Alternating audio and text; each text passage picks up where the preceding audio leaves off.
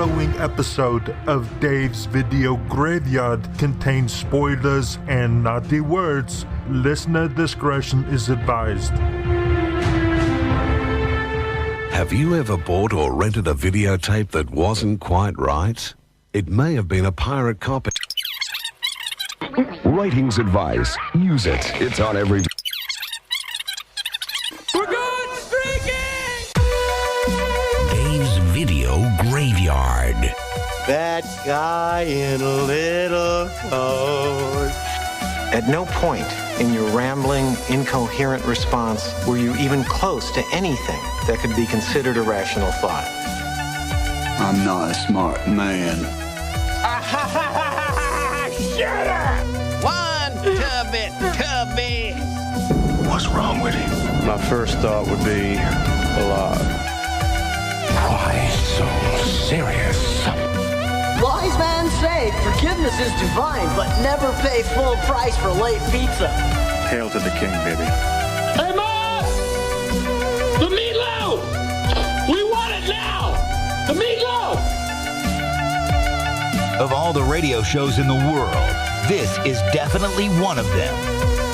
Dave's Video Graveyard on 100.5 WOW FM. Okay, you people sit tight, hold the fort, and keep the home fires burning. And if we're not back by dawn, call the president. It is the best of the worst and the worst of the best of all things film. This is Dave's Video Graveyard for your Monday night. A huge pleasure to be with you, whatever you may be doing. Now, this evening, we are still under the iron fist of COVID rules, so we're not allowed to have guests.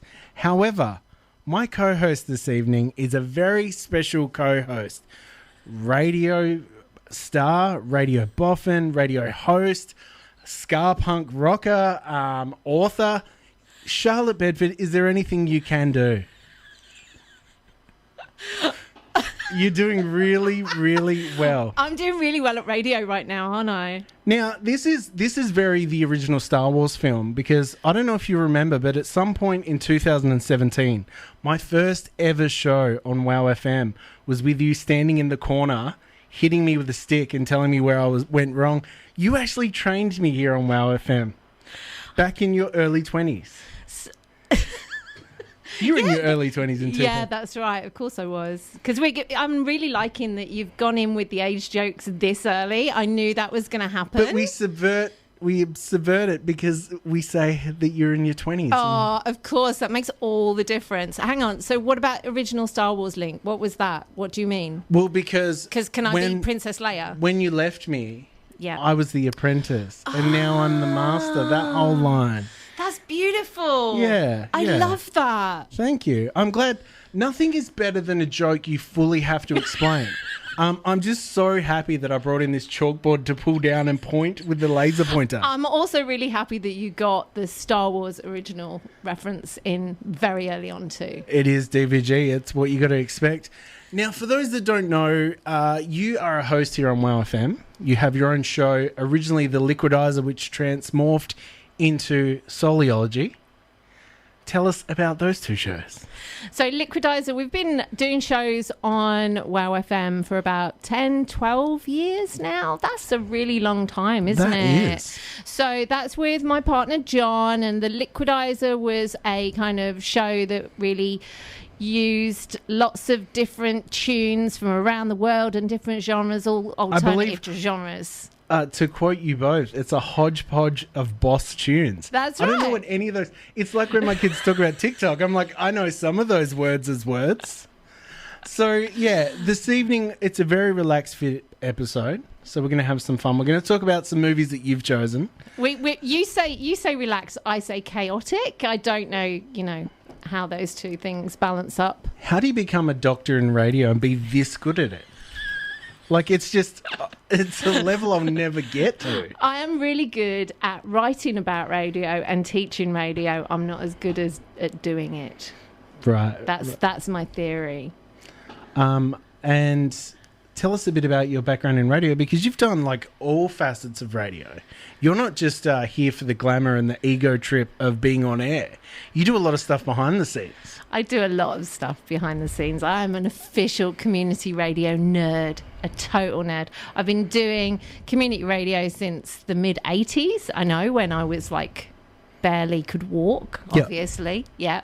Mid-80s, over in England, community radio, alternative music, experimental radio. And then when I moved over here about 13 years ago, I was teaching radio at the University of Adelaide and at Radio Adelaide. My big thing over in the UK and here, I write about and teach and do prison radio. Yes. So, yeah, that's my kind of big deal, I suppose, is helping people to have a voice through radio who don't necessarily have a voice through mainstream media. It holds up such a mirror to me, because it's like, I'm here to talk about stupid movies and make terrible jokes, and you're like, I'm here to change the world with things that actually matter. So it's not a flattering light you shine on the rest of us. Through the power of radio. How noble does that sound? Do you have any plans with community radio to ever pronounce the final T in community, or are you just going to keep doing it your way? Is that right? Do community. I do that? Is that right? There's no still other do T. that after all this time. So the other things that I do as well with the nerd status, and so you would think that I could say the word community now. Community, yes. Is that don't get a complex? Is that I'm part of the South Australian Community Broadcasters Association, and for my day job as well, I work for the Community Media Training Organisation. So it is a word that I use a lot every single day. One day you'll do it properly. So this evening we're talking about a whole hodgepodge of movies. I believe I used that word correctly. How hard was it? Obviously, I've sent through the high fidelity quiz for you to have a look at. Now, you said you had a little bit of a struggle with that because of your incredible time management. Yeah, partly is my really bad time management, but partly it's because, well, there's a few reasons. Right, let's hear it. The first is my Englishness. So there's a lot of cultural references that might not come across. Because you're when we talk super about film. racist, is what you're saying? Okay. It's because you're like, I don't want to sit in the room with an Aussie. Yeah. My experience of popular culture isn't just because of my Englishness, it's also because of my age. It's just The Clash on repeat, isn't it? That's basically it. It's a projector showing Carry On films, just with The Clash's London Calling on loop. How did you know? How did you get inside my head? I watched a doco on the ABC about UK pop culture. That's basically it, yes. So we're talking about, like, I was born in 1970. So we're talking about 1970s and 1980s cultural references over in England that are, like, really difficult to kind of, explain in Australian terms. And then there's also... Oh, you got to dumb it down, do you? Like, what's the super dumb way of saying this? But there's also the fact that I'm a massive, massive film nerd when it comes to old black and white movies. So all of my films are basically 1940s and 1950s and 1960s. And you were like, no, you can't do black and white movies. You actually said that I couldn't do that, and that hurt. Let me explain why. Every single movie that you told me that you wanted to talk about involved me going out and finding a pianist to play live along with it because there was no sound to it whatsoever. I was like, I just don't have that kind of time to go back to the silent movie era. And some of them were just cave paintings that I just had to quickly turn my head to make anime. So, you've got to give me a little bit of slack. I only have a certain amount of time every week. But as soon as I do find, like, that live pianist that can play, like, that Muppet style... I don't even know what the style is called. You would know because of Soliology. That Muppet style where you just hit both ends of the piano, the bing-boom, bing-boom. Once someone can play that for me, we'll be fine. Okay. Yeah. I'm going to make that my mission. Awesome. And we will do an actual special of old Hollywood movies. As soon as you're ready, send me the telegram and we'll get it happening. Or the touch type. Anyway, let's kick things off this evening. We will be back. We are joined by Charlotte. Don't forget, you can join in the conversation. Look for Dave's Video Graveyard on social media. Be sure to correct us. Let us know where we went where Charlotte went wrong, and anything else that you may want to let us know. This is 100.5 WOWFM. All the movies, none of the knowledge. This is Dave's Video Graveyard on 100.5 WOWFM.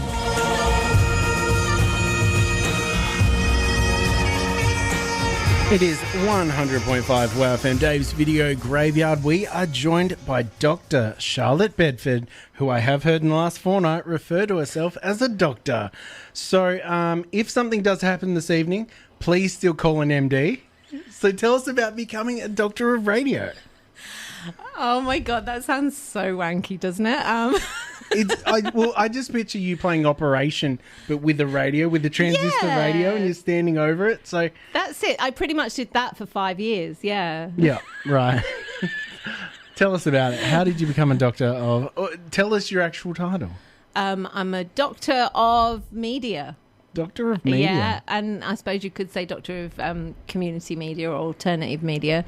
My whole PhD was based on the work that I did with the Prison Radio Association in England. Stop taking it back there to where I can't make jokes about a genuinely good thing. You asked. So when you're on a flight and someone goes, is there a doctor on board? Does your hand kind of hover and you're like, no, don't do it. Yeah, that's right. And so I'm married to a nurse as well. And he's a psychiatric nurse. So, like, whenever anybody asks for a nurse or a doctor, we hang our heads in shame because we can't actually do anything practical with an injury. Do you ever have a big night and everything gets messed up and you wake up and you've got like a drip in, but it's plugged into the radio aux cord at the other end and you're like, oh, what did we do last night? So, silent laughing is fantastic for radio. That's one little bit of knowledge I'll pass on to you. The problem is that I really guffaw. Like, I absolutely guffaw. So I didn't want to do the whole kind of screeching into the microphone thing because, like, I know radio. Well, the show here is so good, you might guffaw here this evening. Oh my God, that's so lame. Is that just taking that is the lamest. That is so lame. Like, you've cured me. I feel so much better. So this evening we are talking all about some of the movies you love, but we have the High Fidelity quiz stolen from High Fidelity here on WOW FM. So here are a few of the questions to get to know you as a movie watcher. What was your local video store growing up? You see, this is even starting on this one. So growing up, video cassettes weren't even a thing until I was like 11. Like, I remember the person in our street who had the first ever video recorder in their home. Yeah, you actually showed me a photo of that, and it was taken with one of those cameras where the thing you hold up explodes and the bulb shoots out of it. What is the first video store you remember that you have a nostalgia for? So it was called 20th Century Flicks. It was in Bristol, in Clifton. And it was an art house cinema kind of. Of course it was. Of course it was, yeah. And you could get. I remember renting The Man Who Fell to Earth from there. Was like one of the first films that I got from there. Wow. Yeah. This is awfully revealing. So pretend you're younger, not by much, half your age. So back when you were 10, what was your favourite television show? Was there television? Television was an actual thing, yeah. We didn't Did you have a TV license? Yes, but actually we didn't at first. Wow. And we only had a black and white TV. We didn't have a colour TV for years because my parents were hippies as well. So I was 10 in 1980 in England. Wow. I know. So E.T. came out when you were 11. Oh my God, it did. I'm sorry to... That is mind-blowing. That's how I measure years. So, for me, TV was Doctor Who, Tom Baker, and Top of the Pops. Now, as a not Doctor Who fan, is that the scarf guy? That's the scarf guy, yeah. He was my childhood Doctor Who. Oh, there you go. We've got something in common there. That's it, back when we were both kids. What was your favourite ice cream? Was refrigeration around? It was a thing. Yes, and I was trying to think of this, and around this time, an American ice cream place opened up in where I was living in Birmingham, my hometown. Yep. And it was like a Baskin Robbins type deal, and I remember that they had bubblegum ice cream, and it was just like... Because it was in Birmingham, was it just called Crime? We've got Rainbow Crime. Sorry, continue. Oh, okay. So as well as my age, we're going to diss Birmingham as well. everything. Okay, yeah, sure, yeah. Sorry. Yeah, continue. bubblegum ice cream. It Bubblegum was ice a cream. thing. It was mad. Yeah. I was in my early 30s when I found out that bubblegum and rainbow ice cream are both just caramel. Is that right? Is that for real? It'll ruin your life knowing that. No way. Yeah, sorry. Favorite junk food as a kid?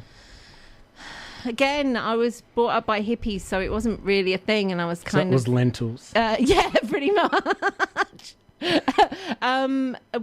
Wimpy. We had like a burger, the kind of American burger bar kind of thing was Wimpy there, but you wouldn't know that because you're in Australia.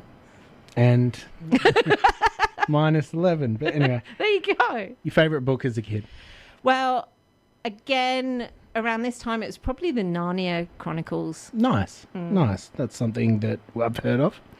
I've not watched the films, though, which is kind of weird. Was it difficult to read when they were carved on tablets? Yeah, it was kind of heavy to carry around, yeah. Favourite toy as a kid? Action Man. Wow. Mm-hmm. Did not expect that. Eagle eyes, Action Man. Is that you look through the back of his head? Yes. Oh, magnifying. Yes, Very nice. Totally. All right. You're in charge of a Mount Rushmore of actors or actresses. Who's going on there? Well, I had to look up because I couldn't remember. I couldn't work out how many faces there were.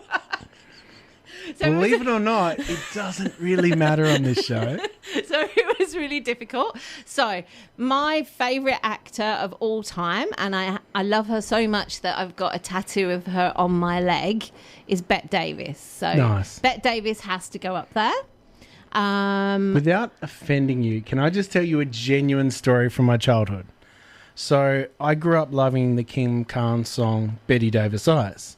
And so I genuinely thought it was a very seductress or beautiful eyes. And then when I was a bit older, is the first time I saw her in a movie. I believe it was, is it What Happened to Baby Jane? Yeah. Is that, yeah. Yeah. Saw it in that and I'm like, oh, so it meant drunk when you're not drunk eyes because she looks pretty tired. And that's just an observation. Yeah, but that was like the most unflattering film of her ever. Okay. So, she didn't always look like that.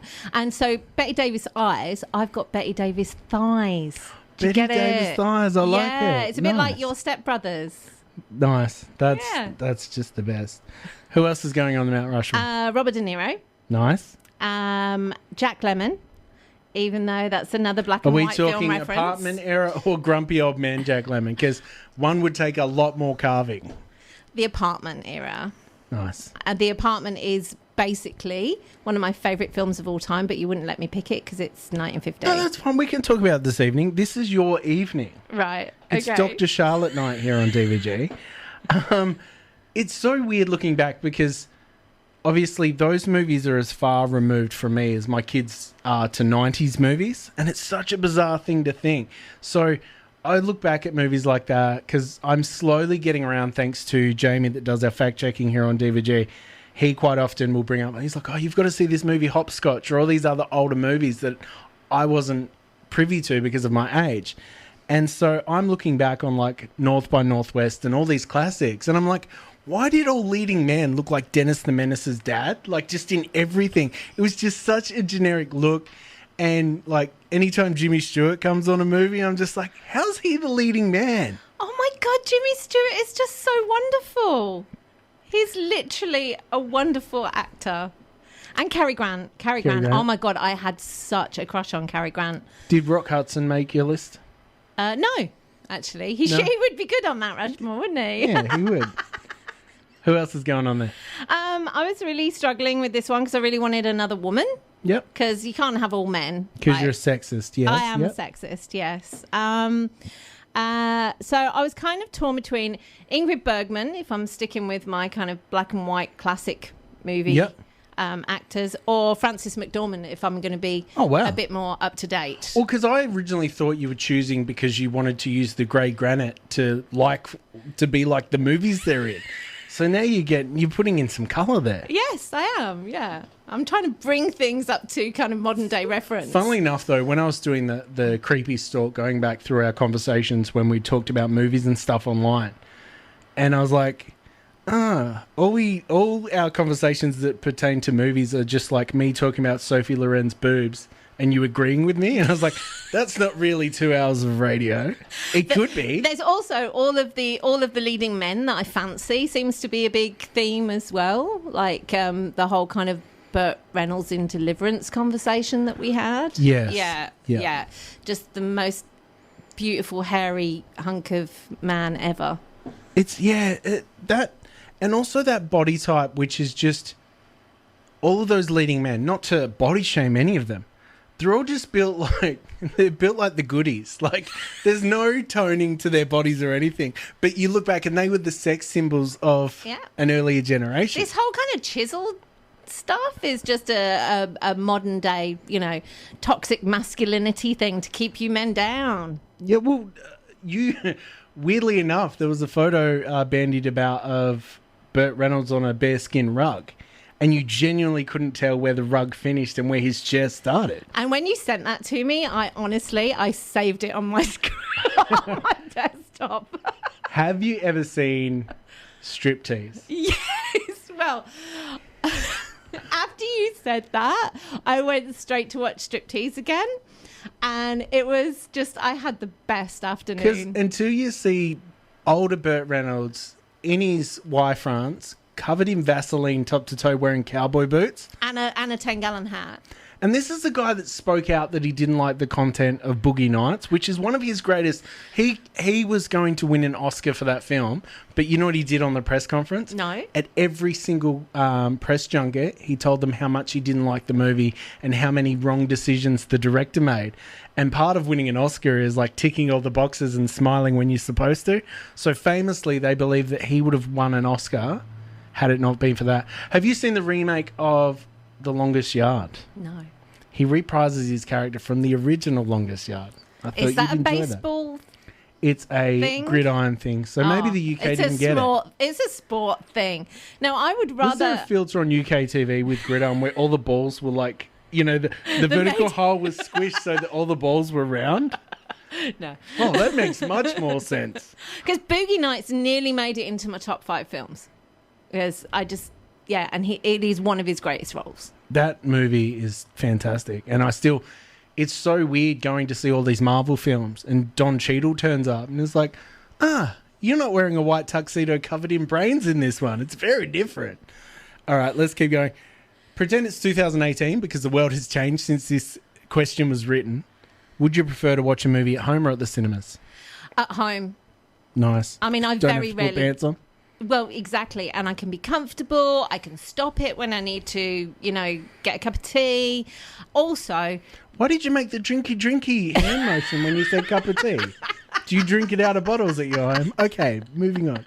But the thing, and this segues nicely into the next part of this, is that other people in cinemas really, really piss me off. In fact, so when you said about The Apartment, the movie, the Billy Wilder film with Jack Lemmon and Shirley MacLaine. I do like that one of your favourite movies, just quickly to have an aside, is about people going and having affairs and sex in an apartment. Was that like the sex comedy of its time? Was that My American Pie? Was that your American Pie? Yeah, it would have been. But having said that, I think The Apartment is one of the saddest films in existence. It's like, like suicide trigger warnings and everything. It's absolutely one of the most heartbreaking films I've ever seen in my life.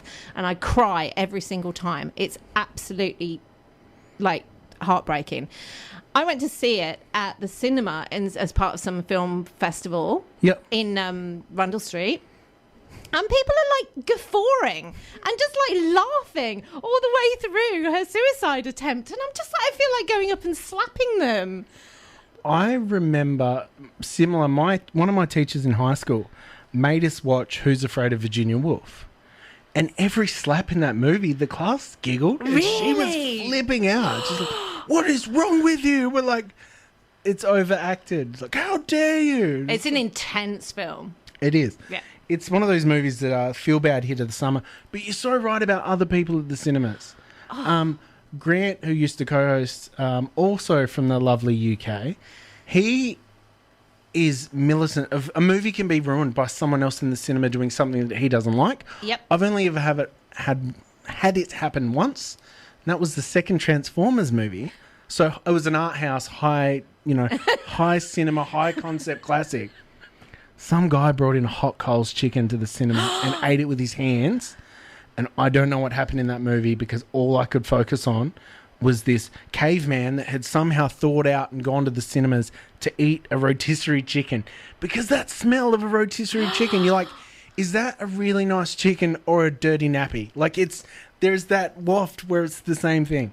Speaking of that, food of choice at the cinemas. Well, you see, this is it. None. Just don't be an idiot. Don't. You and Grant, it must be honestly, a UK thing. I think it is because, like, literally, until I came to this country, I had never even heard of people having a glass of wine in the cinema. So when people are like there with their ice bucket and their wine and they're clattering around and it's really annoying. So the absolute pinnacle of this story is we went to see Only Lovers Left Alive, the Jim Jarmusch film. Yep. And with Tilda Swinton. And Hiddleston. Yes. Yes, when he looked really cool. Yes. And I love it. Like, John hated it. But I think part of the reason that John hated it... Because he was correct? was because there was a woman sat next to us and she bought her picnic lunch with her and she had this, like, Tupperware thing of pickles. Oh, no. And she had these pickles smell. and she was crunching on them and, like, the smell of it. And I love pickles. But it was just the whole, like, crunching and guffawing. And then she'd have a glass of wine. And, oh, my God, it was one of the most frustrating cinema experiences of my life. Wow. That is So, intense. no, don't eat at the cinema. Just don't. All right. Name an actor or an actress that you would like to spend the night with. This is kind of easy because I am an absolute obsessive about Steve Coogan. Wow. Give me an era. Because I need to visualize it. Literally any era. Literally. Wow. In fact, if he's been his most dorky Alan Partridge, I'm there. Like, in fact, I would make him do his little Alan Partridge lap dance for me. Yeah. Wow, that is a I know. visual... It's my guilty pleasure. I just love him. It's like someone saying Jerry Lewis. Like, it totally desexifies the question. It just becomes something else. You don't think he's sexy? No, it just becomes performance art because my brain cannot put him into a sexual context. It's so bizarre. I mean, if I was talking like real sexual, it would probably be Robert De Niro or Al Pacino or both of them together. From when? Godfather 2. Godfather 2. Yeah. Nice. A film that didn't get a sequel that deserves one. I'm not a big sequels fan, which is a bit ironic since I just mentioned the best sequel of all time. But thinking about this, I decided it was Bad Boy Bubby. Bad Boy Bubby. Oh, you want another one? Bit of hometown pride. Your new hometown. That's right. I saw that film for the first time before I moved here. I didn't know that I was going to move here. Yeah. And it was one of the most traumatic experiences of my life. And then I moved because you were here. like, I'm not the only one that does that to cats. Wow. I thought you were going to say something else then. And so the first time I saw it, and then I moved here, and I was like, oh my God, I've moved, actually living in this post-apocalyptic hellhole. And fell in love with the place. And then I've seen the film gradually, like over the years. I've seen it probably 3 or 4 more times. Yep. Every time I've seen it, it has become more funny, more heartwarming. Yeah. So such a beautiful, beautiful film. That's one thing that I find quite often gets lost on people that don't know that Aussie Trongo-ness. Like, to see it from the outside, it kind of doesn't land. And that's one thing I found with, like, the director of Priscilla made a movie called Welcome to Whoop Whoop. I don't know if you know it, but it is full of that kind of humour where it's endearing once you're on the inside of it, but from the outside you're like, what is this? Like, it is bizarre. But I think also when you get over the shock of, like, the actual storyline and you start getting to know the characters, it's one of those films that gets deeper and deeper every time you see it, and I just want to see what a beautiful life he has. And you want to be in his band as well. I do want to be in his band, and it's just such a feel-good movie now, whereas the first time I saw it I couldn't sleep for a week. And one of the best cinema experiences of my entire life was over at the Port Adelaide Workers' Hall when they got Rolf de Heer to come and present the showing of it, and we didn't know that Rolf de Heer was going to be there, and you had to wear headphones so that the dude who did the sound, like, it was all little microphones on the scalp. Oh, wow, yeah. It was like really crazy, and you so had it was to that weird 5D thing they do. And you had to wear these headphones to watch the film in the Workers' Did Hall. it take away from the pickles you're eating it up? It was all good. That's right. I was munching away, and then everyone else could hear because yours had a microphone on it. And then at the end, like, out walks Rolf de Heer at the podium. It was just one of the best nights ever. So Port Adelaide rocks. I want a special edition cut that I would like to produce and put out. It's where the cats in the movie are replaced by James Corden in Cats, because then there is nothing upsetting about the movie other than the relationship side of things. That is such a beautiful idea. How good would that be? Because you'd be like, yeah, those cats deserve it. Wrap him up in cellophane. Very nice. Who is playing you in a biopic? Well, I'll give massive props to my dead father-in-law for this one, Ricky Lake. He always said I look like Ricky Lake, and I did. And I hope he doesn't do. mean Crybaby Ricky Lake. Pretty much. Wow. Yeah, Crybaby and Hairspray. Yeah. Wow. Oh, well, it was mainly when she was doing her talk show. Yes. So it was mainly that. And she was on... Her talk show was really big in the UK then. So we're talking about like early 90s. We had Donahue here rather than Ricky Lake. Ricky Lake was on later, but it was a little bit trashier because Donahue rather would go and like... This guy's on compo and shouldn't be. Why are you on compo? So it was more of that kind of gotcha journalism. Yeah. Whereas Ricky Lake was, you know, the precursor to the things like Jerry Springer and stuff. What would be the main title song of your biopic? So I had to think about like sort of my hometown, my growing up, and who I am. And so Bronson, so you're a criminal, a UK criminal. So I chose On My Radio from Selector. Nice. I think that pretty much sums me up. Or of Charlotte the Harlot, sorry. Which movie freaked you out when you were younger?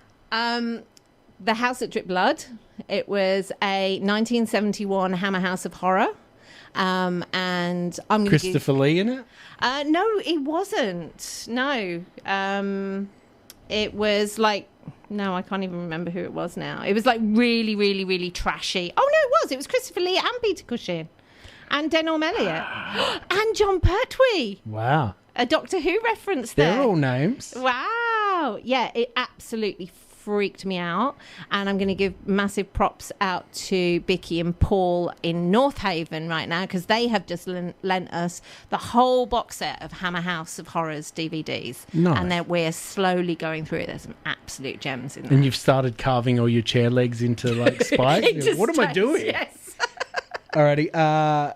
Name one famous person you would like to hit with a hammer. I couldn't think of this one because I'm such a social justice warrior that the only people that came up were politicians. Okay. Really. Okay. We love politics here on the show. TV or movie that you would like to reboot? Yeah. I know you don't like reboots. But also, again, it's from my childhood, so it's an English reference. There was a Saturday morning show called Tiz Was. And like basically, and people, it was like super chaotic, and people would get like put in a chair and then buckets of slime thrown over them, and they'd get like bands on, and the bands would get slime on them, and nice. And they'd get like custard pies in the face from the Phantom Flinger, and it was just there was a ventriloquist dummy with Spit the dog. It did have that UK, what I see as an outsider, where it's like everything's named like a Harry Potter character. This is Bongle Dong Trungle Wink. He throws the pies. Bongle what? I don't know. That's probably a mayor of one of the UK boroughs, I'm sure of it. Who is the most famous person you've ever met? Well, this is a story. Let's do it. Are you sure? Yeah, let's do it. Okay, all right. So, one of my biggest obsessions... Internet pornography. Apart from that, because Right. it was before the internet. Okay. Actual pornography. This My is a family-friendly show, Charlotte. My first my first love, my first obsession was Al Pacino. Yeah. Absolutely fell in love with him so obsessively. You know how like kids get into like, I don't know, One Direction or, Yeah. you know, like screaming absolute, like just an absolute crying mess, right? So, I'm old enough to know what Beatlemania was if you want to go that way. Like, so I was like that over Al Pacino, right?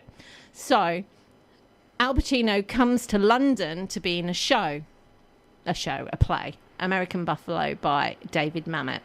I know it well. And he was going to be live doing a play in London. Not dead doing it? Live. Actual Al Pacino in London, which is like 2 hours away from my house. Yeah. So my mum and dad, absolute legends, took me to the matinee to see Al Pacino. And I just sat there just absolutely mesmerised for the whole time. I came out, I was just totally spellbound. And they said, "Oh, fingers all pruny." It was a night. I must have been From clapping so much. What That's are you right. talking about? I think I must have been about 11 or 12. No, I must have been 12 or 13. Like, you know, I that whole revoke kind of, my last comment. No. Because it was that whole kind of pubescent kind of adolescent, you fall in love kind of thing. So so they said, "Do you want to go and see it again?" as a joke. And I was like, "Yes, I do." So I stood in line. They went to the pub. I went in to see the next showing of Al Pacino in the play. Wow. Because best parents ever. And then at the end, I stood outside with all of the like middle-aged women waiting for him to come out, and I was stood next to the car. And if you imagine, like, the stage door is so I'm on the opposite side of the car to the stage door, and I'm right next to the passenger window at the back. And he gets into the car and moves over to the window where I am, and I'm actually like freaking out, and I'm surrounded by all these middle-aged screaming women who are probably younger than what I am now, and one of them tries to shove this flower through the window, so he unwinds the window to pick this flower off this woman, and I touch his hand. Wow. Oh my God, I'm getting goosebumps thinking about it. And then the car slowly starts to drive off and drives over my foot. Oh, wow. Totally worth. I bet you did not feel a thing. I didn't. It was the best thing that ever happened to me. You actually realised you had picked up the car and had moved it over your own foot. That's right. That's right. That is my best film star story ever. And I'm really upset because that goes straight to A-list. Yes, like it that does. You can't get much bigger than Al Pacino. I know. I have touched his hand and his car has run over my foot. Just think of every movie you did from then forward. You had a small part of making it happen. Oh, but then because his hand would be different in those movies had you not touched them. Yeah, but every film that he made after that was absolutely horrific. Heat was after that. No, okay, yeah, all right. He made some gems after that. He also made Jack and Jill with Adam Sandler. Oof. If you could make the entire world's population watch one movie, are you going to use that power for good or bad? What are you making them watch? It's a Wonderful Life. Wouldn't be far off everyone having seen that. Do you think? I don't think enough people have seen it. I don't think enough people have seen it. If you could add your favourite fictional character to another movie, who would it be and what would the movie be? What are you putting Al Pacino in? I'm not. I'm putting Alan Partridge. Oh, my God. It's so funny. Like, I had a story that I wanted to tell you while you were here. Speaking of culture shocks of pop culture and everything. Recently, to keep an eye on my oldest son, I've got TikTok. My algorithm's very much different than his is. However, do you know what sold me on the new kids app, TikTok? Tell me. I'm scrolling through and a Hale and Pace skit comes up as one of the videos. No way. And I'm like, maybe I do belong here. Because I grew up obsessed with Hale and Pace. So that was a thing here? It was. I have heard from many people it was bigger here than it was in the UK. Really? I did hear a story told by an Aussie comedian that like opened for them when they came out here. And he was talking to the tour manager and they had to suffer through the fact they weren't actually talking to each other or friendly to each other. and had to tour to Australia and put on a big comedy show with their arms around each other being best friends. So that is the very old man section of the show for this evening. And that is the high fidelity quiz. So we've learned a lot about you. I'll put away all photos of Al Pacino so you can concentrate. Let's get back into a little bit of music. This is 100.5 WOW FM. This is Dave's Video Graveyard on 100.5 WOW FM. I hate your face. Did you say something? It is 100.5 WOW FM, Dave's Video Graveyard, the very special Dr Charlotte Bedford edition. We are talking all about some movies that Charlotte loves this evening, and I thought we'd start things off over in the corner of the world of the peak of crime film, well, other than the 70s and 60s, the peak of ensemble crime films that started pretty much from one Mr. Guy Ritchie's Lock, Stock and Two Smoking Barrels in, I believe it was 1999. He had made a short film before that. He went on to almost destroy his legacy with Swept Away because he wanted to show off his new wife. The super English Madonna. Oof. And that was in her like tweed stage where she like had a little flat cap and oh my God, that was just and covered so American Pie. Oh my God. So tell us your relationship with Guy Ritchie. Oh, obviously he's English and I'm English and we both like films, so obviously we're best friends. Yeah. I meant what you think about him, but now that you're being a smart ass, we'll move right along. I think that Lock, Stock and Two Smoking Barrels was an absolute masterpiece. And then I think he did some absolute shite. And then he redeemed himself with The Gentleman. I was 100% agree. I was still on board long after everyone else jumped off because he released Rock and Roller. And That's all right. I'm one of the biggest straight male fans of Gerard Butler in the world. Aww. And to have him and Idris as leads in a film that wasn't very good, I wouldn't let it sink in. I'm like, no, it's still pretty good. Mark Strong was still rocking his hair. And didn't it have who else did it have in it? Tell me. I'm just trying to remember. It's too traumatic for me. But other than that, I tried to watch it again recently, and the fact that it's got Idris Elba in, I could just... Tom Wilkinson from The Full Monty's in there. All right, okay. It's also... Oh, Mark Strong. I like Mark Strong. He's usually really amazing in anything where he has to play a gangster because that's basically all that he was can great play. in The Kingsman as well. He was true. He was a really good gangster in Kick-Ass, even though that's... True. And because you said you got into this movie because you're a huge fan of Ludacris and his music. No, but I am a huge fan of anything that Idris does. Jeremy Piven. He's terrible in this movie. He was in Entourage. I know. I've hated him since the movie Judgment Night. He basically stops them from... He's one of the heroes of the film, but because he's too scared to climb down a ladder, he... dooms half the characters, and I've hated him ever since then. That was like 1993. It's a non-event.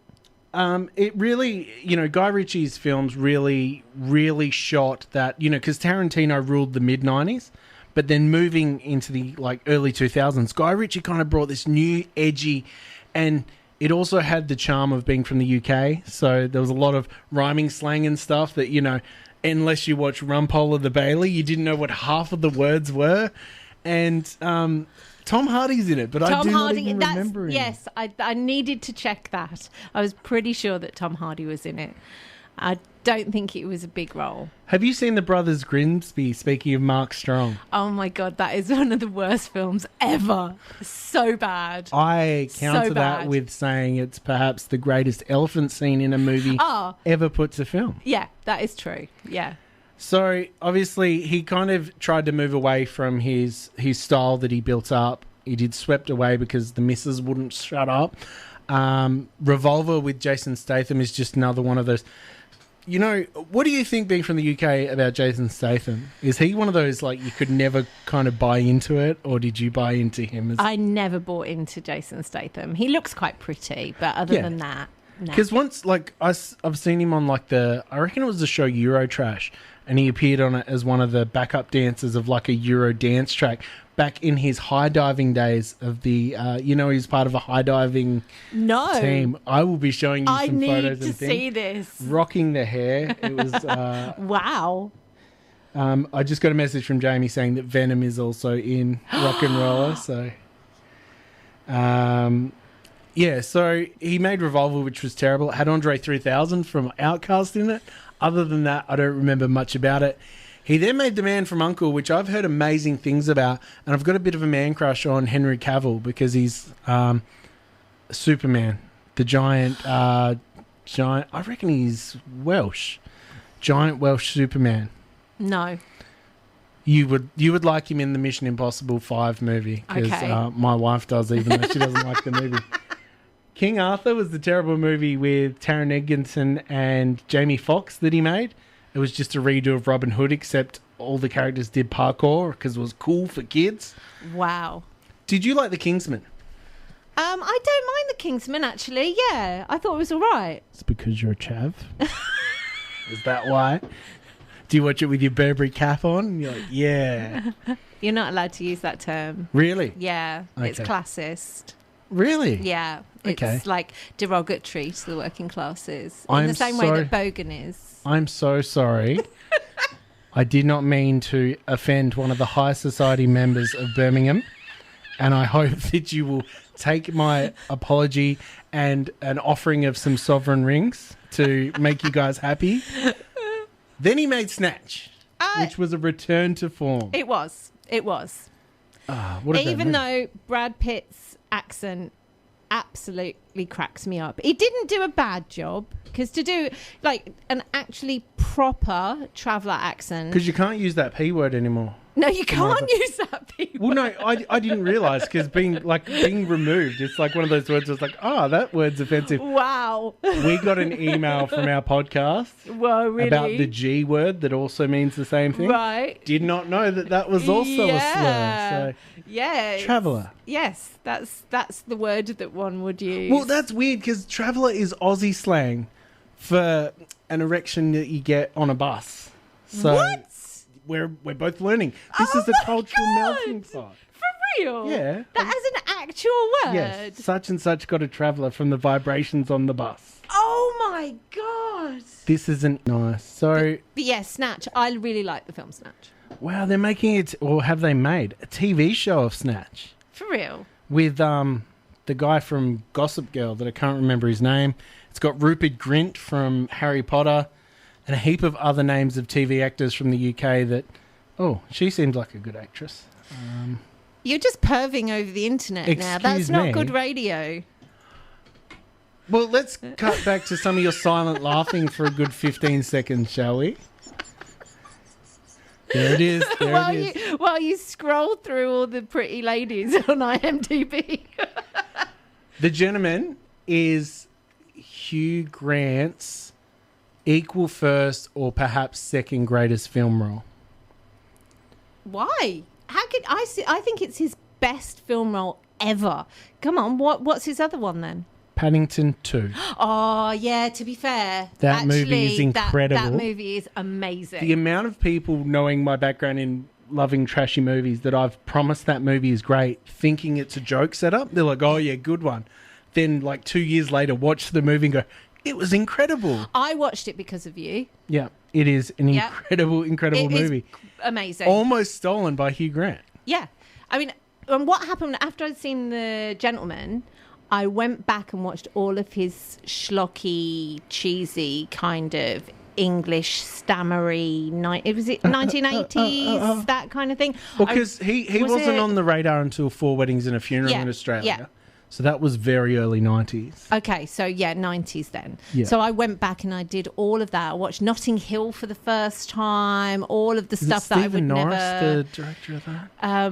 Because I only recently found out the director of that also made The Boat That Rocked, a.k.a. Pirate Radio, which I love that movie. Do you hate that movie? Oh, terrible movie. Terrible, is it? Yeah. Yeah, not to mention the really dodgy sexual assault scene. Oh, no. I was going to say, how's the soundtrack? Absolutely terrible As film. a music purist / snob, how was the soundtrack of that? Silent laughter. You know what? We should get a dog in here because they would be able to hear that laughter and bark every time and fill the dead air. Oh, I can't actually remember because I was too traumatized by the content of the movie, even though it's got Chris Dowd. Oh my God. O'Dowd. I am so in love with Chris O'Dowd. He is another one of my crushes. I have watched Get Shorty, the series. Everyone keeps trying to sell me that show. Oh my goodness, it's amazing. I've watched it twice now because I watched it all the way through and then I made John watch it all the way through. And Chris O'Dowd as a hard man, you would just never think that he could play that. I'm not ready to buy that. It is brilliant. It's a brilliant performance. Because IT Crowd is where I've locked him in my mind. Exactly. And then you watch that. Because it's Ray Romano is the other. Yes, and Ray Romano two is people that I amazing. wouldn't- They are both incredible performances. That is my TV recommendation of the year. Yeah, but I think we both agree when it comes to Guy Richie, The Gentleman is a return to form. It's a close third after Lock, Stock, Snatch, and then that, I think. One of the best films of I've ever seen, to be honest. Yep. I love the clothes. I love the styling. I love the acting. Everything about it. You don't know what's going to happen next. Usually you can kind of guess that stuff, but there's some real twists in it. How many evenings could Matthew McConaughey stay at your home? At least one? I think I'd probably have Hugh first, though. What? Yeah, I know. There is something. I have a really warped kind of taste when it comes to men. There is something, though, about seeing the C word come out of his mouth. It kind of it puts him in a different category. It does. And so I actually sort of really appreciated him a little bit more when I went back and watched all of those 90s films. That I always had a bit of a soft spot for him because of the way that he completely flexed that whole prostitute scandal. Sex worker. Sorry, yes. Love that we're teaching each other. That's this is it. great. Yeah. So I loved the way that he dealt with that. He was like, "Yep, I'm not ashamed." Like, and so I knew that he was a good guy. Yeah. And so I kind of always wanted to like his films more than I did, but I loved that film. Also, And you've got a full back tattoo of music and lyrics. yeah, I'm not going to go that far. But Colin Farrell. Colin Farrell. We Farrell. haven't mentioned him. He's coming up in a movie that we'll be celebrating later on this evening. But honestly, his clothes in that movie, I just wanted every single outfit from that Colin Farrell wore in The Gentleman. as the coach, one of the greatest thing is him beating up the young fellas, because I now know not to say the word I would have said previously. When he beats them up in the fish and chip shop and squirts the garlic sauce. Because I don't know if you're fat enough a person to ever have gotten garlic sauce in your eye, it is near-death experience. It is horrible. That's brilliant. So that's great. Yeah, it just really, it grabs so much of that cool underground culture because Australia wishes we had that when it comes to, so like you get TV shows like Underbelly where it's like, this guy once shot one person in Melbourne. We're going to make a whole 2-part series out of it. So, yeah, The Gentleman is amazing. And it followed another one of his stinkers, which was The Gentleman, Aladdin. Yeah, you mentioned that. I don't. Will Smith as the genie. No, to be honest, Aladdin to me is just the Disney version from the... Yeah. So, no, I have no idea. Was it animated or...? No, it was live action. Right. Robin Williams was replaced by Will Smith, which is all you need to know about it. It is not worth your time. Let's get back into the music. This is 100.5 WOWFM. Don't forget, you can join in the conversation. This is DVG. What were they, psychos? Or? They look like psychos? Is that what they look like? They were vampires. Psychos do not explode when sunlight hits them. I don't give up how crazy they are. Talking movies on the radio. This is Dave's Video Graveyard on 100.5 WOW FM. Only after dark.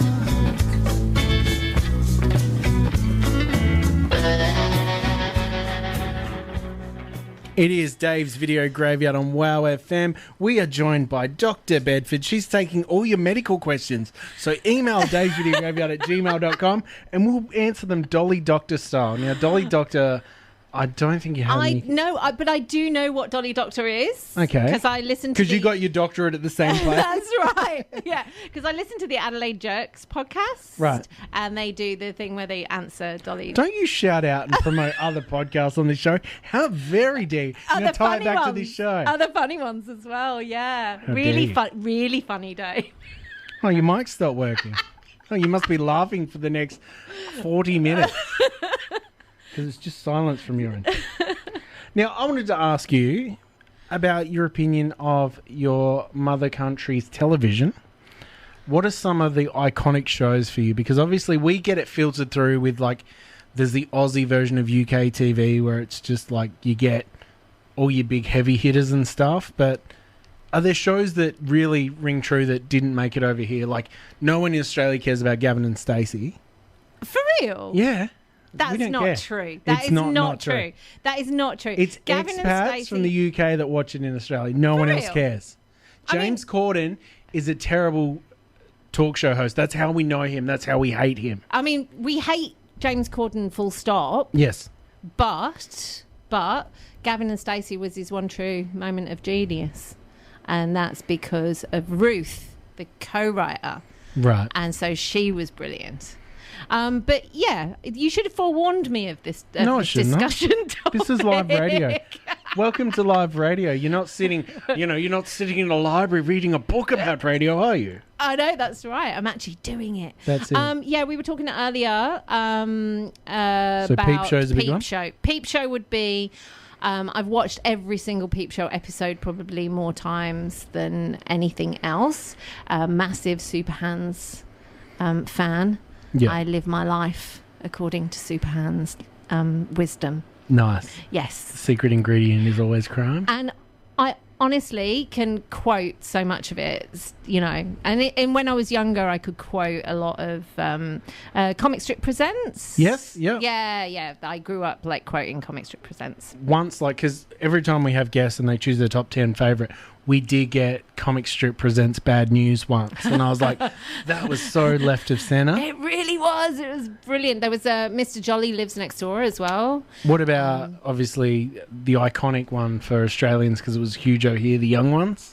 Of course, yep. Blackadder, that was another big one. Yeah, I can pretty much quote all of those too. Ben Elton, it didn't matter. Like, Ben Elton could just sit in front of a camera silently for half an hour and ABC Australia would have played it in the 90s.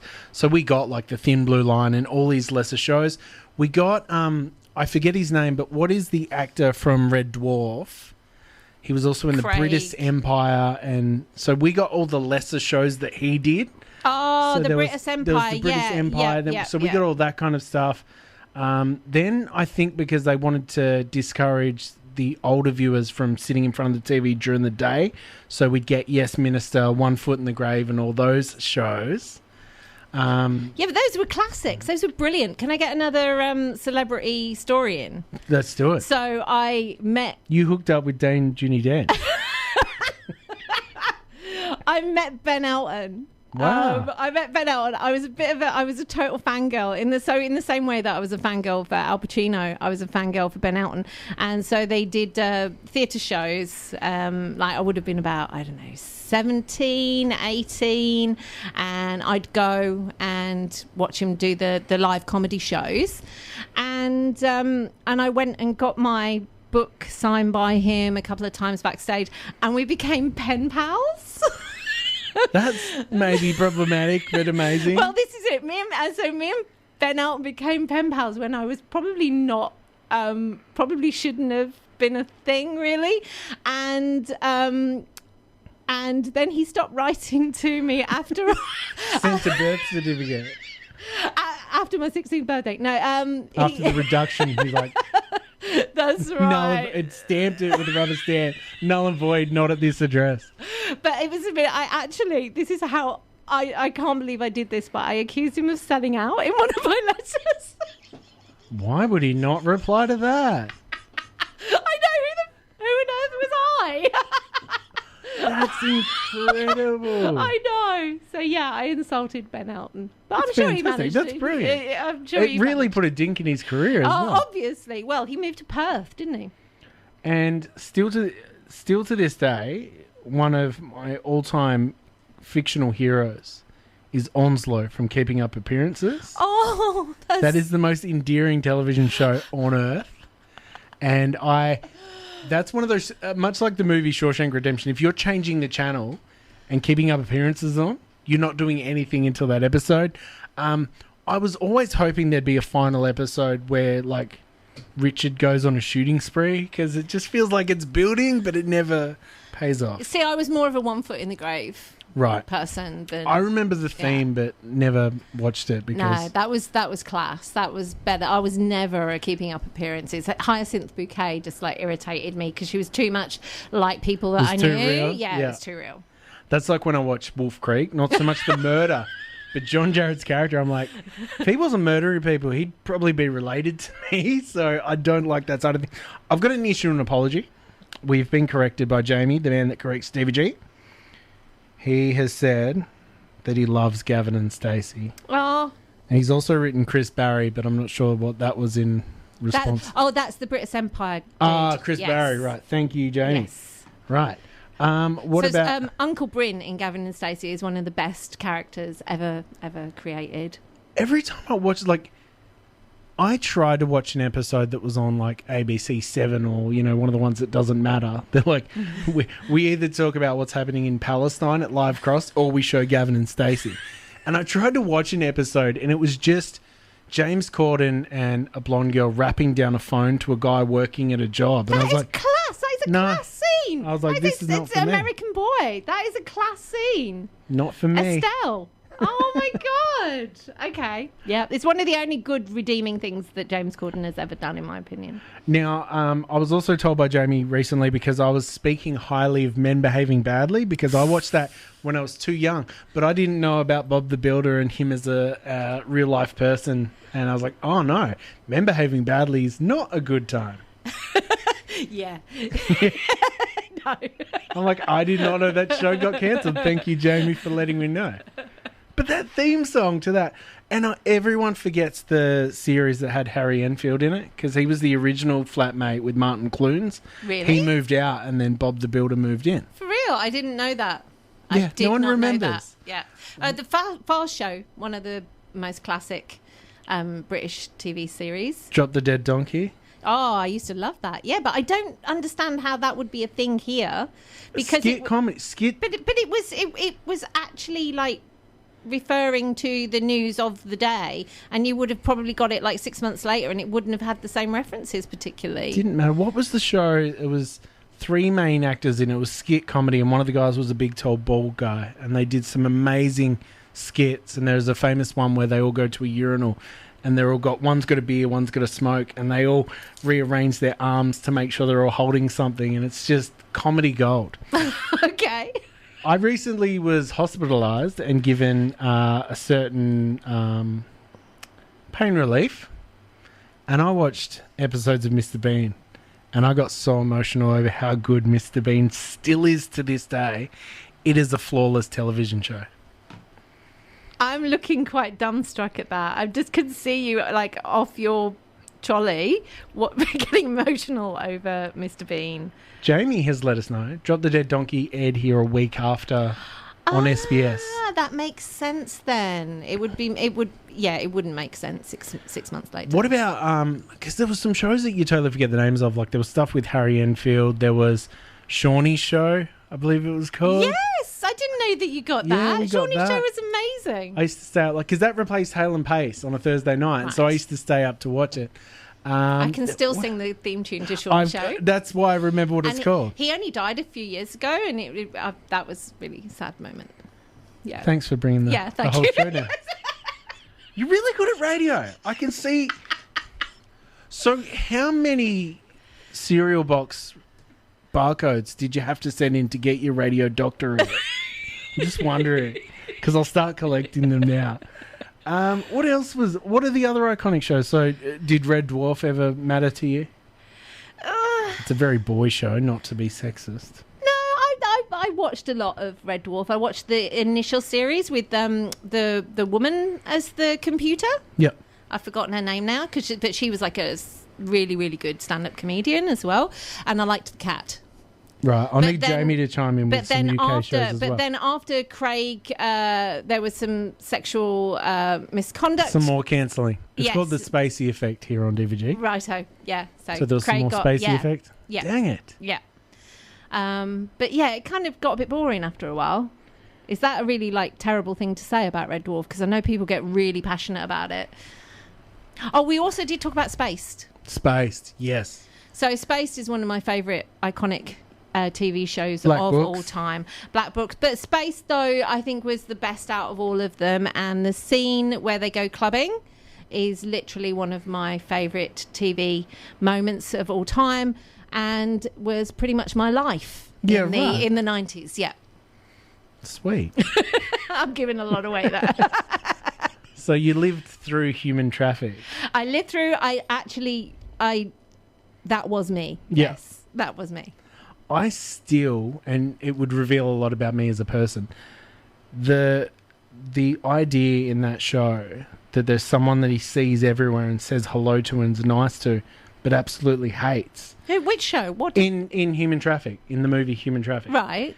Every time he goes to a club, he runs into that guy and they both say hello to each other, but they both hate each other. That happens to me weekly, and I think about that film.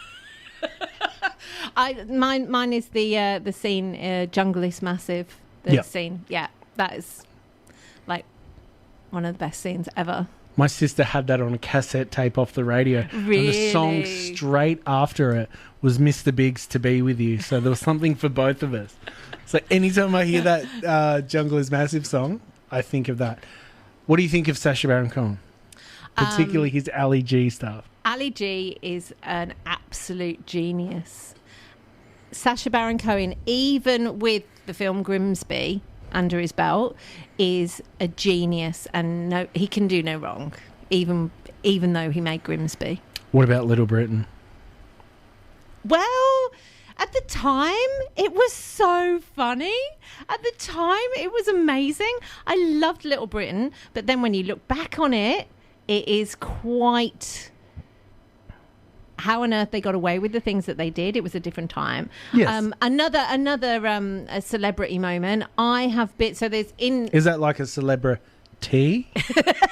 In England, there's this really a Japanese food chain called Wagamama's, and sorry. Did we just get cancelled? Did you just get us cancelled?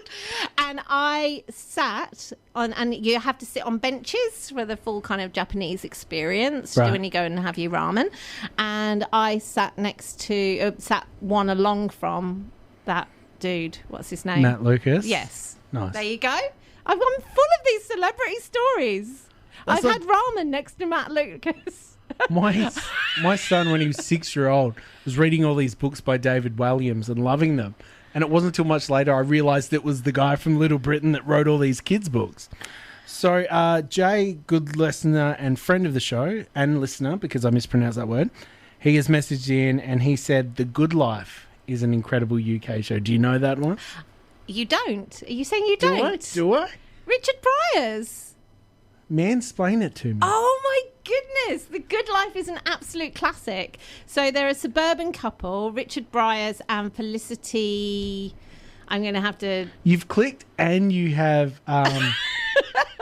what's it called? Lip smacked twice in the last minute, and you're telling me about how to radio. I am getting excited now. And it's got Penelope Keith in it, and the dude out of Yes Minister. And so it's the suburban... And the brother from Keeping Up Appearances. Oh, is that right? Yeah, he's Emmett in Keeping Up Appearances. That guy. That's Richard Bryars. Well, there you go. And so they are in a suburban street, and they decide to become self-sufficient. And they live next to the snobs next door, and they all become friends. It's an absolute classic. Do you know what show my dad was obsessed with and I never understood that it was a comedy? Minder. Oh, I love Minder. I just didn't get it. I love Minder, and I, funnily enough, so Dennis Waterman, and there's a Little Britain link there, Bing the Team Tune. Yes. Yep. So, I said we've got this Hammer House of Horrors DVD set at the moment. Yes. And we watched this Dracula movie the other night. Dennis Waterman fighting Dracula. Yeah, right. Yeah, and he's from Minder. How cool is that? It was one of the best, cheesiest Dracula movies I've ever watched in my life. I actually, YouTube recently recommended to me, because I love watching behind the scenes stuff, and because I've been watching so much UK comedy, because I'm absolutely obsessed with, is it Joe Wilkinson from 8 out of 10 Cats or whatever? I like Jimmy Carr and James Acaster is the funniest comedian on earth. Joe's the one with the massive beard from Afterlife. That's the postman. Yes. Because of that, it recommended a behind-the-scenes video from Minder where they were explaining the episode where one of the actors died midway through one of the seasons, and they had to just keep shooting around because they thought, I just thought, wow, this is grim. I was once in a band with somebody, the nephew of Dave the barman from Minders. Yeah, so Dave the barman from Minders was my friend's uncle. There's another useless celebrity fact. How do you fit this all on one business card? I know. I should have done my doctorate in celebrity connections. In B grade UK. What about bottom? Nah. You see, I was the young ones and Comic Strip Presents. By the time it got to bottom, it was just a bit done for me. Why? Just puerile. Oh, there puerile, David. There it is. You've been waiting all evening for that. And you may have noticed this when you moved to Australia. Do you know our biggest cultural reference of knowing about the UK? It is the bill. Oh, really? It is the bill. We genuinely thought everyone from the UK called everybody Sunshine. You couldn't go a day without someone saying you're Nick Sunshine. And we genuinely thought that everyone in the UK walked in step along the footpath while that amazing theme song played. It's not that far from the truth, The to be Bill's fair. theme song is one of the greatest. Have you ever seen The Adventures of Barry Mackenzie? Yes, I have. Yes. Would you like a right of reply as someone from the UK? Yeah, it was a long time ago, but that had, it was quite bizarre. I just hope old wounds heal. Yeah. Awesome. Is there anything else that jumps out in your mind as iconic that you loved? No, because I want to be able to talk about the films. Okay, we'll get into the movies. Oh, let's do everything that you want to do just because it's your special. All right, let's get back into a little bit of music and we'll come back and the boss will tell us what we're allowed to do. You're listening to 100.5 WOW FM. All the movies, none of the knowledge. This is Dave's Video Graveyard on 100.5 WOW FM. It's the best of community radio here on WOW FM. That's racist. I love it when people try and do an English accent at me. It makes me feel really warm and fuzzy. It is the most unflattering Australian thing that we do. It is hear accent, do accent. Everybody does it to me at least one time a day. Well, what if I did my best bogan? You know, let's hear it. No, I can't do it without. I can't do it without swearing. That's the problem. Well, see, because yours is community. And your lovely husband, when I listen to Soliology, even though he hasn't said it many times, there is one word that if I ever was to get into his accent, I just need to know that one word and it gets me in. Go on. Potato. Potato. Potato. All right, treacle. He said it and I was like, lock that's it in. Really good. That is Thank you. really good. Yeah, I like that. You can do that. Nice. So we are here to talk about movies. We are, and we've only got like 15 minutes left. How did that happen? The magic of good radio. I can see why you wouldn't know about that. But anyway, so one of the movies you want to talk about is perhaps one of the most grueling but incredibly written films of all time, being In Bruges. Oh, it's such a beautiful film. Now, funny enough, you talk about my lovely husband. He hates that film. He is wrong. I know, right? And part of that is because he hates Colin Farrell with a passion. And he messaged us while the song was playing to say how much he enjoys Mr. Bean. He says he gets his creeper shoes on that have Union Jacks on top of them, rocks out his Jerry Halliwell dress with a Union Jack on it, and just sits down watching Mr. Bean and eating HP sauce out of the bottle, just sipping it. Is that not potatoes? He likes his HP sauce on his potato. That's right. He absolutely hates Colin Farrell. And I don't really see the well, Colin Farrell is all these American quite movies are terrible. He's quite a wooden actor, and he was a kind of soap opera actor before he was a film actor. So he was in a series called Ballicus Angel. Oh, right. So he was that was on here. Why am I thinking? No, I'm thinking of. So it was like and it was like an 80s kind of, and he played an Irish traveller. Funny enough. Yeah, right. And what's it called in the UK? Is it a soap opera because you don't have soap? Oh. That was super racist. So low. That was so racist. low. But yeah, in Bruges, I watched it again recently when John was at work, and yeah, I was traumatized all over again. It's a beautiful film. Every time you watch the film in Bruges, you then spend maybe a fortnight finding something to get you out of the funk that movie puts in. But it is beautiful. Pretty much can't quote any part of the movie because of a lot of swearing. But it's a beautiful depiction of male friendship and male vulnerability, I think, even though they are hitmen and everything. There is an amazing asterisk on any film when it's starting up.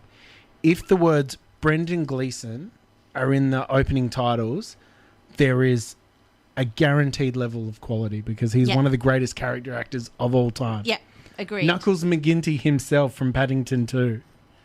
Oh, yeah, true. Nothing like watching him crush marmalade with his pink pajamas in Paddington 2. I think the first thing I saw him was Danny Boyle's 28 Days Later, which was also heartbreaking and grueling. Yes, and had Cillian Murphy in it. It did. Mm-hmm. He was. I recently saw him in The Quiet Place 2, and he's so underused in it. It's criminal. I love Cillian Murphy. Oh, that's a big surprise. Is it because you're a huge fan of Breakfast on Pluto? Oh, yes. Yeah, I bet absolutely. You are. Yes. So, directed by Martin McDonagh, they tried to recapture the magic when they did Seven Psychopaths. Oh, and it was rubbish. Even though I think that Colin Farrell, the American version of him, is Sam Rockwell, because they're both really great character actors. In Bruges, though, it is incredible. I was watching the trailer to prep for tonight, and one thing that I thought was a bit sneaky was when they show the trailer and Colin Farrell is the hitman and he kills the priest at the beginning, but you find out what also happened when that happened, which is grueling. The trailer makes it look like he's all upset that he killed the priest. And I'm like, oh, you are in for a treat. So wrong. It also has a great, healthy amount of disdain for American characters in that movie, which I'm guessing is a UK thing. Oh, absolutely. I don't know why you'd revisit this, because I've seen this twice, and both times it destroyed what little heart that I have. Aww. It is beautiful, though. It's a beautiful, beautiful film, and it has some absolute laughs in it as well. Yeah. Where they, the hotel room where they have an absolute night of debauchery. I thought you meant when he's like, I'll jump out the window, you go around the front. He's like, what direction?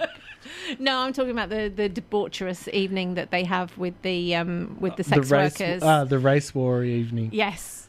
The phone call between Ray's character, played by Ray Fiennes, and Colin Farrell is incredible when he's talking about his kids. We can't quote it, but I think I say that line, more often than not. I think Ray Fiennes plays such an evil. He plays evil really beautifully in it.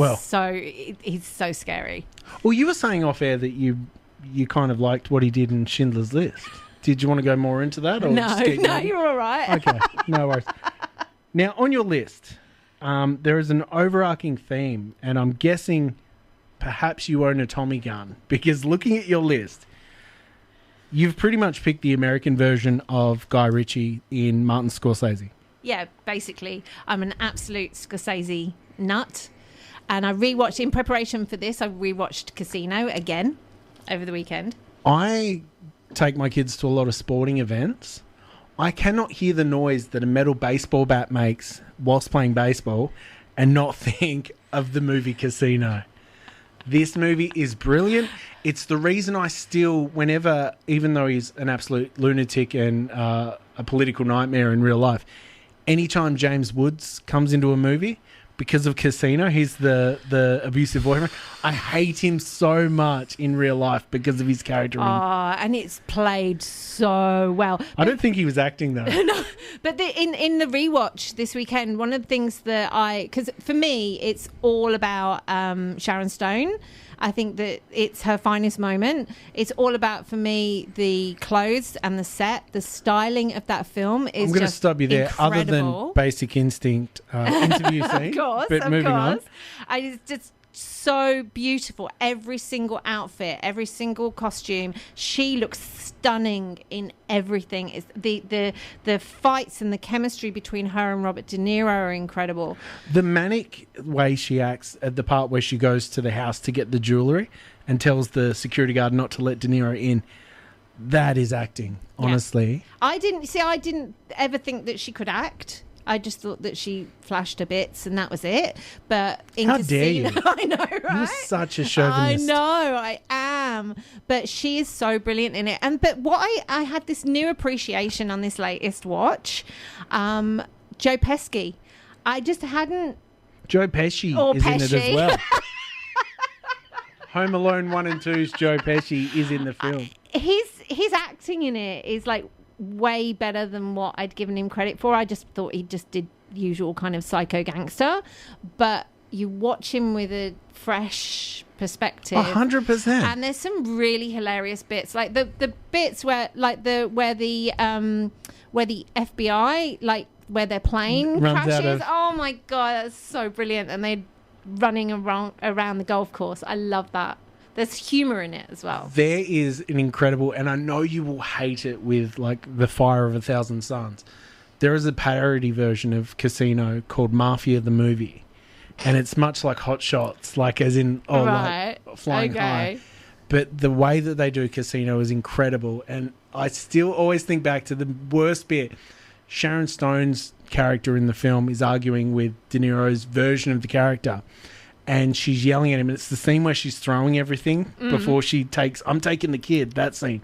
She throws everything, runs out of things to throw, and throws her poodle, and it just smashes on the wall like a glass. And no, it's called Jane Austen's Mafia. I've just been corrected online. Now, one of the other people that you put in your list, and forgive me for not knowing much about, Ken Loach. Okay. So Ken Loach, 1960s, 67-ish. 60s, 70s, English director, social justice warrior as well. He's like a campaigner. I write about him in my book, funnily enough. Yeah, right. Tell us about your book, please. The history of prison radio in England. But Ken Loach is amazing because he's a socialist and a political activist first, and an incredible filmmaker. So he did like films in the 60s about homelessness when people hadn't actually seen homelessness on screen before. And so there was a film when we were growing up called Kes, which is like known as his like absolute film classic. Is it your favourite movie about a kestrel? It's the only film I know about a kestrel. He also made The Wind That Shakes the Barley, which is set in Northern Ireland and has Cillian Murphy in it. Is that movie about farts? Because the title sounds like it is. He did I, Daniel Blake, most recently in 2016, which is about living below the poverty line in England. And the reason why he's in my book as well is because he talks about prisoner rights and poverty and social exclusion. So he's and the reason we kind of got onto him though was because of the footballer link. So the footballer link, you had Vinnie Jones, because we were talking about how much we both love Vinnie Jones. Vinnie Jones in Lock, Stock and Two Smoking Barrels. Two Smoking Barrels, yes.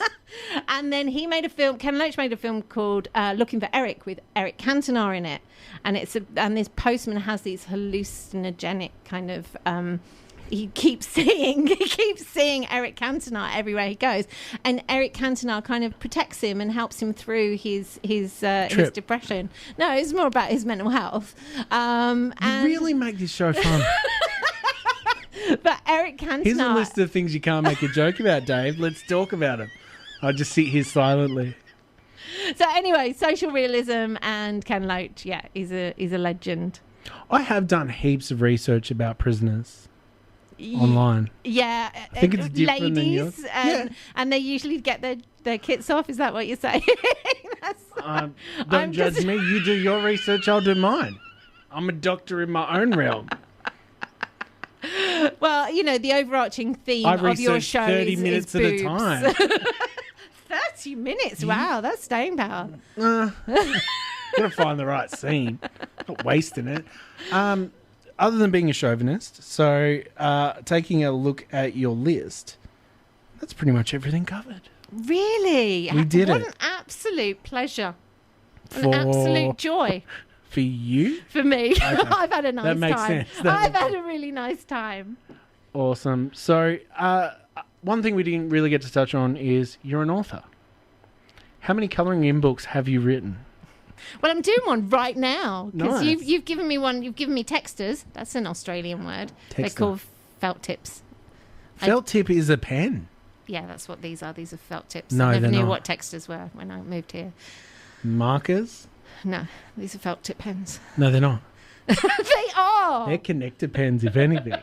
And so I'm doing a lovely little pattern for you to as a memento. Lovely. Yeah. Memento. Memento, like a Draw potato. a potato. Thank you so much for joining us. It's been... You've had fun. I've had fun. Thank you. I've had a lovely time. You might not have. Thank you for joining us. I'm glad we got through everything. Thank you for being our UK correspondent and UK-splaining everything. Hopefully we didn't upset too many of our listeners. And, of course, if you did, find the Soliology Facebook group and send all complaints that way. I don't think I swore. That's great, You isn't didn't. it? You didn't. Yay! That's a win. But I'm just like, I'm having flashbacks now of doing the accents and things like that. I'm like, You are my, you gave me permission and you told me to do it. So Yeah, it's fine. Awesome. What do you got coming up on the horizon? Anything planned? Anything happening with SACBA? Anything happening with your colouring in book writing? Anything else? No. Do some work. I will. Nice. You can sometimes catch Charlotte on WOWFM. Thank you so much for joining us. This is Dave's Video Graveyard on WOWFM.